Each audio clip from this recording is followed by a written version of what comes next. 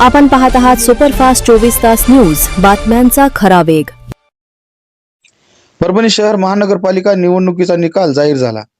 प्रभाग क्रमांक 13 मधून अपक्ष उमेदवार मिलिंद बामणीकर मोठ्या मताधिक्याने विजयी झाले आहेत। एकीकडे सर्वच प्रस्थापित पक्ष यांच्या लढतीत प्रभाग क्रमांक 13 मध्ये अपक्ष पॅनेलचे 3 उमेदवार विजयी झाले आहेत। त्यामध्ये मिलिंद बामणीकर यांनी हा विजय खेचून आणला।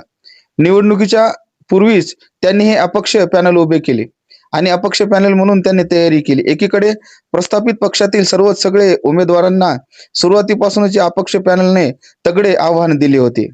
नियोजनबद्ध असणारा प्रचार, जनतेशी थेट संपर्क साधून प्रचारात घेतलेली आघाडी या सर्व बाबी महत्त्वपूर्ण ठरल्या।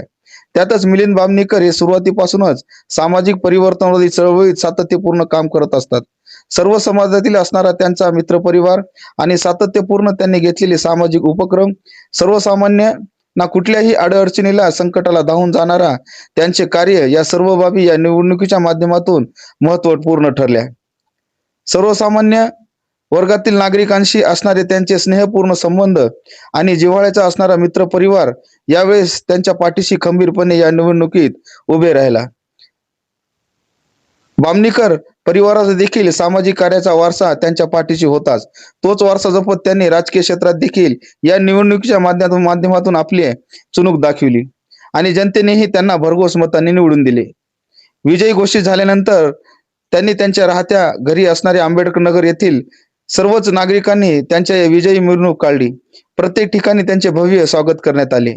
यावेळी बोलताना मिलिंद बामणीकर म्हणाली की हा विजय जनतेचा असून जनतेने दिलेला विश्वास सार्थ ठरवण्याचा आमचा प्रयत्न असेल। प्रभागाचा संपूर्ण विकास करण्याच्या दृष्टिकोनातून आम्ही पूर्ण प्रयत्न करणार आहोत।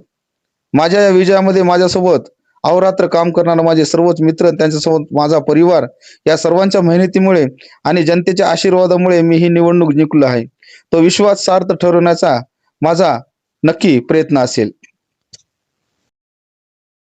नक्कीच आपण बघत आहात की ह्या पक्षांचं प्राबल्य आहे। पक्षामध्ये पैसेवाले फार उमेदवार होते, जनतेने आम्हाला अपक्ष म्हणून स्वीकारलं। सर्वप्रथम मी आपल्या जनतेचा खूप खूप आभारी आहे आणि त्यांनी मला आपल्या प्रभाग क्रमांक 13 ची सेवा करण्याची संधी दिली।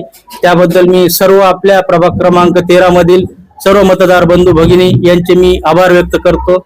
तसेच आम्हाला आव्हान खूप मोठे होते, कारण की मोठे मोठे दिग्गज पार्टीचे पक्षाचे समोर होते। आम्ही अपक्ष होतो, आमचं पॅनल एका मनाने एका दिलाने आम्ही लढलो, परंतु आमचे याकूबाई, आदरणीय आमचे याकूबाई थोड्या फरकानं येऊ शकले नाही ह्या सेवा करण्यासाठी या आपल्या महानगरपालिकेमध्ये। तरी आम्ही 4च जण आहोत, आम्ही त्यांना सोबत घेऊनच काम करू। आमचे सागर भैया गंगाळे, मी स्वतः मिलिंद बामणीकर, तसेच मुजाहिद भैया आणि आमचे मार्गदर्शक रणजित भैया गंगाळे आणि आदरणीय याकूब भाई या सर्वांच्या मार्गदर्शनाखाली आम्ही नक्कीच प्रस्थापित पक्षाने अक्षरशः पैशाचा पाऊस पडलाय, तुम्हाला स्वीकारलं। जनतेमध्ये आम्ही आमच्या अक्षरशः ग्राउंड लेवलला आम्ही काम करणारे कार्यकर्ते आहोत आणि जनतेच्या प्रत्येक अडचणीला आम्ही सामोरे त्यांच्या समस्या सोडवण्यासाठी 24 तास आम्ही उपलब्ध असतो। त्यामुळे जनतेने हे जी निवडणूक आहे जनतेनेच आपल्या हातात घेतली होती आणि त्यांनीच आम्हाला या मोठ्या विजयाची त्यांनी आम्हाला संधी दिली। मी मिलिंद बामणीकर यांच्याविषयी तुम्हाला सांगणार आहे की हा विजय कसा आहे। हा विजय फक्त पद भेटल्याच्या नंतर जनतेची सेवा नाही, तर हा विजय पद नसताना प्रत्येकाच्या घरी जाऊन वेळोवेळी फोन केला की तिथं हजर राहून हा विजय आहे जनतेचा। आणि याच्यामध्ये की निस्वार्थपणे सेवा, जे की आता पद भेटल्याच्या नंतर दारोदारी जातात, पण असं नव्हतं। आम्ही केव्हाही फोन केला, दवाखान्याचा असो, कोर्टाचा असो, कुणाच्या कोणताही प्रॉब्लेम असो, तिथं मिलिंद बामणीकर हे एका फोनवर हजर राहायचे निस्वार्थ। याच्यामुळे म्हणायला लागले कारण कोणतंही पद नसताना सेवा करणं हे महत्वाचं आहे। मला सांगा, महत्वाचं की बामणीकर परिवाराचा चळवळीचा वारसा आहे, सेवेचा वारसा, तोच वारसा आता पुढे मिलिंद भाऊने नेलेला आहे। याचं काय वाटतंय?